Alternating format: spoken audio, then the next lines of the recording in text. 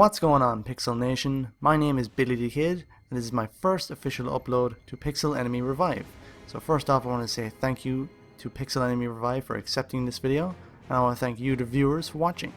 So in this video, I'm going to show all you tank users a few tips and tactics to use in the tanks in order to use them as effectively as possible, so you can help your team win the game. So I hope you enjoyed this video, and let's begin. Rule number 1. Never ever get in a tank without the engineer class and the repair tool equipped. Getting in a tank without these two vital components will spell death for you very quickly. It's very important that either yourself or your gunner, or even both of you, have the engineer class and, more importantly, the repair tool equipped in order to repair the tank in the field when you take damage. Maximizing the life of the tank increases the odds that you will capture a flag or take out and defend an MCOM station. Rule number 2. Communication between crew members and teammates.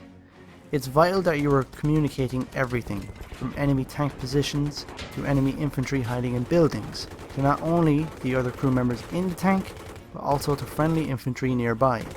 Communication is vital to achieving success on the battlefield. If you're not communicating, you won't have situational awareness on your side, and you will find it very hard to progress into highly contested areas of the battlefield. Rule number 3.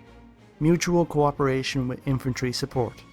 Working together as a team is the motto of the Battlefield series, and this is especially true with tanks and infantry.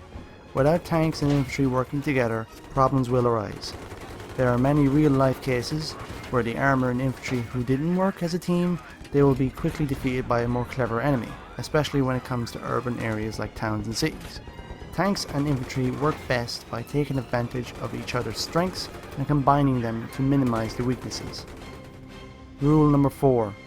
Threats to tanks in combat.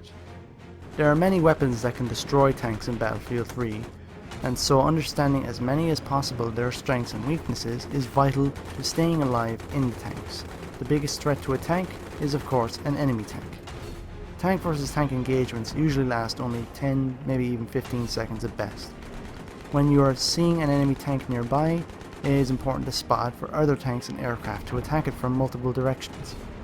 If it's a pure one-on-one fight with a tank with only 20 meters or so away, get your gunner out to start repairing your tank immediately, as you will take damage very quickly. Try to stay mobile in tank engagements and use your terrain to your advantage to repair and regroup with your infantry support. The disposition of armour around the tank is not uniform. The front is typically better armoured than the sides or the rear. Accordingly, normal practice is to keep the front towards the enemy at all times.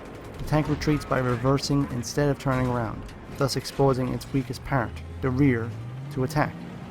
Once a tank is disabled, it's very easy to destroy.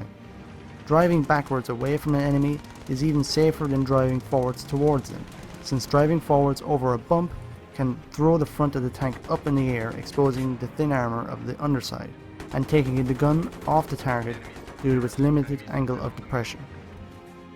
Rule number 5. Using tanks in urban warfare.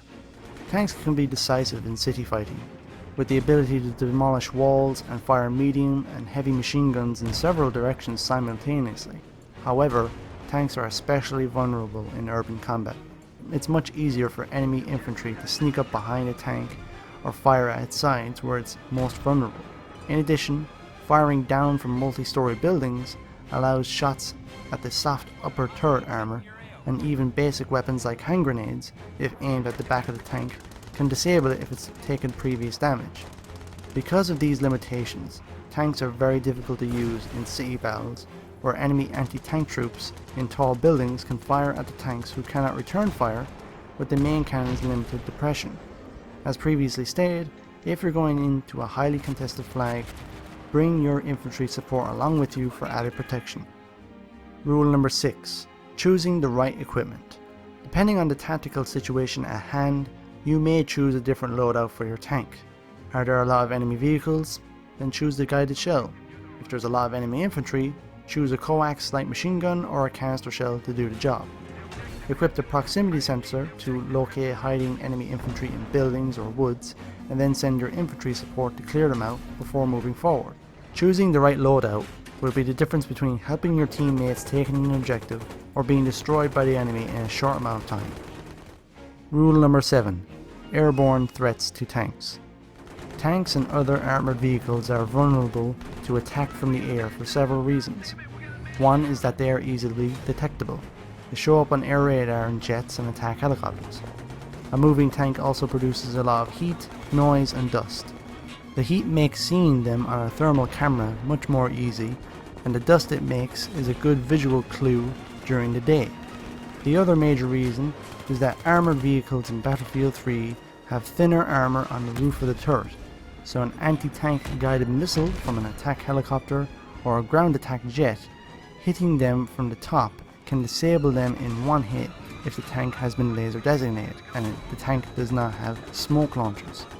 This problem has several solutions. One is air supremacy. Having friendly aircraft overhead engaging enemy fighters and attack helicopters will help you out immensely. Another solution is using the tanks in tandem with mobile AA tanks like the Tunguska to help keep enemy aircraft at bay while the main battle tanks do their job. Rule number 8. Know the terrain of the battlefield to your advantage. Knowing the terrain in combat is crucial to victory or defeat. This is especially true for tanks. Use the terrain to your advantage against the enemy will help you out a lot in the battlefield. For example, using a hull down position in which your tank's turret and gun are over the top of a hill, with the rest of the tank covered by the terrain, presents a small target for the enemy to hit, while you can fire and remain in cover.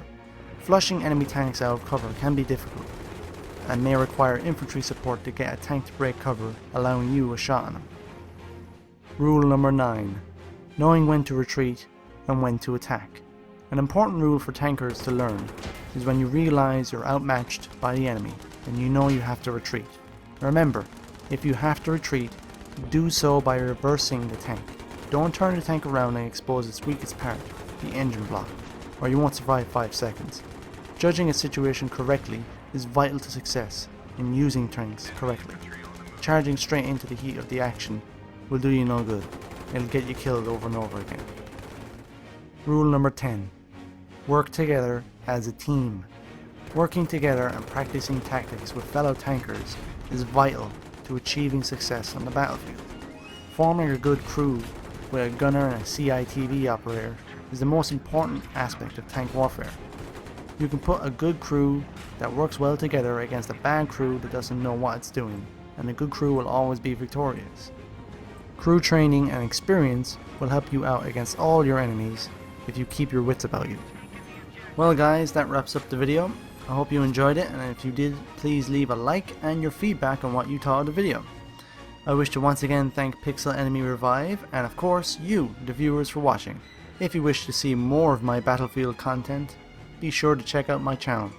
This is BillyTheKid, and thank you very much for watching.